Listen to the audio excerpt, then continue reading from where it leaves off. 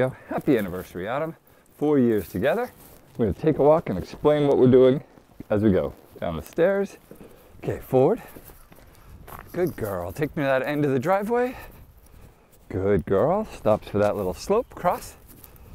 And right. Good girl. All right, folks. Welcome. I am including this in a blog post. I actually filmed a test yesterday during the Northeaster, named Quinn, of course, after Autumn's predecessor. But I promised a quick clip of Autumn and I taking a walk to kind of highlight her work together with me. And hopefully I'm holding this camera at the right angle where we'll really showcase what she's doing. And what she's doing right now is shorelining. And what that means is there's the side of the road to our left with no sidewalk, and we are walking facing traffic, even though there isn't any presently, so that she can see cars and could react if needed to. And we are staying hopefully tight to the sidewalk, and we can test this. Autumn wait, Autumn left. And she shows me that we're nice and close to those crunchy snowbanks. And they're snowbanks in March, which the year I got her, we had some snowbanks lingering when Chrissy Vetrano, her trainer, brought her up to me for some home training.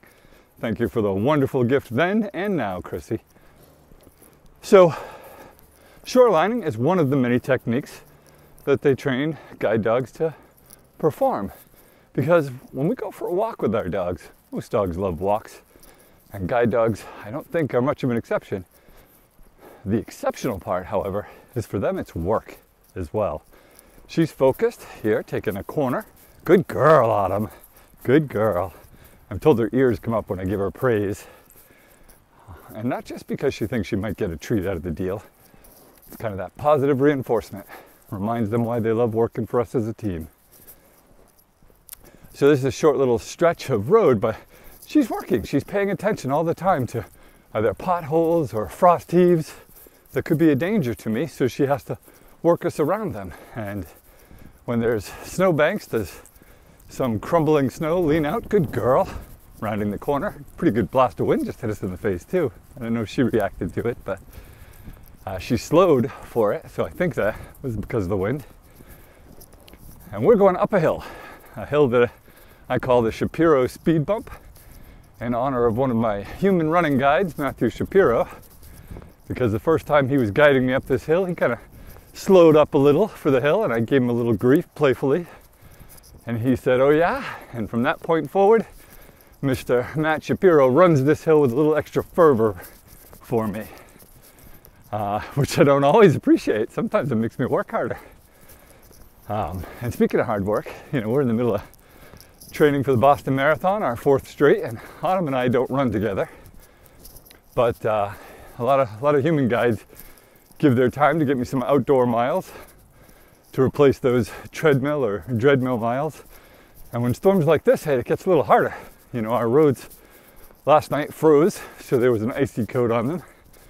It's kind of melted now this morning. It's Friday as I'm recording this. Good girl, Autumn. And you know, the road's getting narrower. Got to worry more about what cars can do. So harder to get up my outdoor miles. And I have 20 miles coming this weekend, probably in Tingsboro with Rodney Andre. Thank you, Rodney. Had 18 last week with a group of Gate City Striders. Steve Rulu organized a pack attack. So a lot of hills, and Andy Bragg guided me with Rodney and Rebecca running along and doing some support guiding as well. So anyhow, today is about my girl Autumn though. So 4 years together. We really understand each other at this point. So I know that while she is a high distraction girl, she picked up the pace. We must have gone around a car. Picked up the pace and kind of eased over. But I don't actually know that. You'll have to know that from the video. But we understand each other pretty well.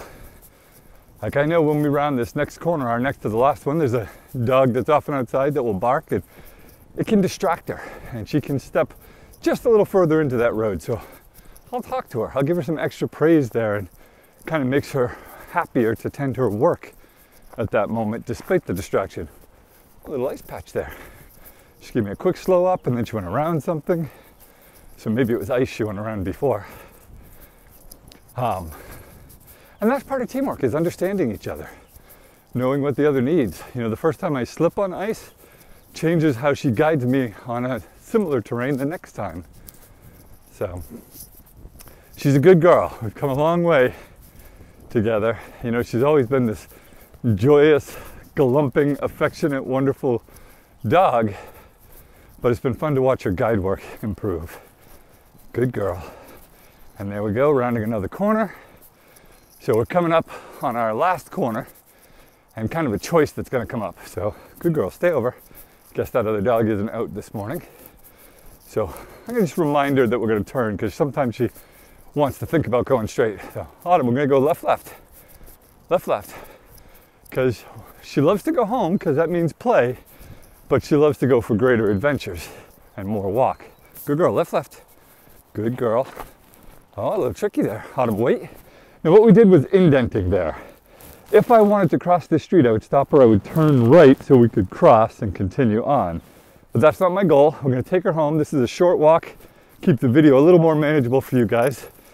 Really, two more things to share with you before we get home, which is that as we go down this gentle hill towards my house, she's been trained since that first week we brought her home to stop the mailbox directly across the street from my house.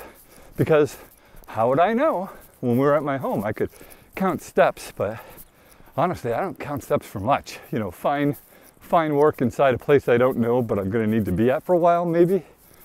But that's not really how I spend my life, counting steps. What we do is we find an object, we mark it for her, make it special. You know, she gets praise or treats or good girl. She just went around something there. Good girl. So that she knows she gets rewarded by showing it to me. And that is the mailbox of my neighbors, Bob and Estelle.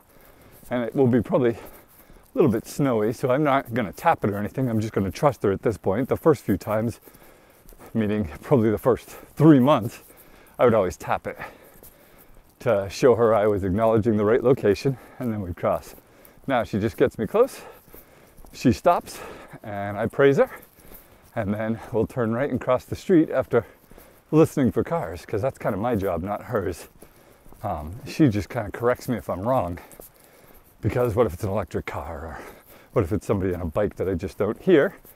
Because after all, I have a winter hat on this morning. It's a little chilly. It's still probably just coming up at freezing right now. I think it's 33 degrees right now.